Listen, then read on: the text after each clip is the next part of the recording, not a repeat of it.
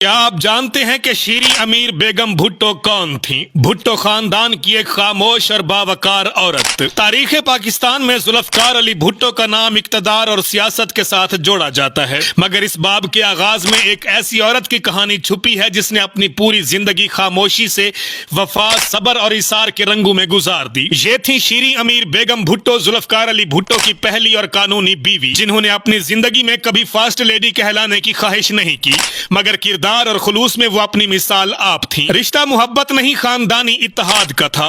शीरी अमीर बेगम भुट्टो खान बहादुर अहमद खान भुट्टो की छोटी बेटी थी, जो सर शाहनवाज भुट्टो के भाई थे। शादी का फैसला खानदानी मोहब्बत और जायदाद को खानदान में रखने के लिए किया गया। जब ये निकाह हुआ, जुल्फकार अली भुट्टो महज 16 बरस के और शीरी उनसे तकरीबन 10 बरस बड़ी थी। भुट्टो उस वक्त तालीम में मसरूफ थे, मगर खानदान के दबाव पर राजी हुए। शीरी मजहबी, इबादत गुजार और इंतहाई बाहया खातून थी। उनकी गुफ्तगू में ऐसी मिठास थी कि सर शाहनवाज भुट्टो ने प्यार से उन्हें शीरी कहकर पुकारना शुरू किया और यही नाम उनकी पहचान बन गया। पर्दा, हया और तन्हाई शादी के बाद शीरी बेगम 3 साल तक भुट्टो की वालदा के साथ मुंबई में रही, जहां भुट्टो तालीम हासिल कर रहे थे। जब भुट्टो की वालदा का इंतकाल हुआ तो वो वापस नौडेरो जिला लाड़काना आ गई। उनकी सादा तर्ज जिंदगी और सख्त पर्दे की पाबंदी के बायस वो भुट्टो के सियासी हलके या अवामी महफिलों का हिस्सा न बन सकी। जब भुट्टो ने सियासत में कदम रखा, वो पसे मंजर में चली गई, मगर भुट्टो की बीवी होने के नाते इज्जत और वकार में कभी कमी ना आने दी। इसार और कुर्बानी की इंतहा। जब शीरी बेगम को इल्म हुआ कि वो मां नहीं बन सकती, तो उन्होंने खुद अपने ससुर सर शाहनवाज भुट्टो से कहा कि भुट्टो की दूसरी शादी कर दी जाए ताकि उनकी नस्ल आगे बढ़े। यह फैसला किसी औरत के लिए आसान न था, मगर उन्होंने ये कुर्बानी मोहब्बत नहीं, वफा के जज्बे से दी। भुट्टो की दूसरी शादी नुसरत से उन्हीं की रजामंदी से हुई और उनके वालिद ने उस मौका पर कराची में एक बड़ी जियाफत का एहतमाम किया। यह किरदार की वो बुलंदी थी जो आम औरतों के लिए मिसाल बन गई।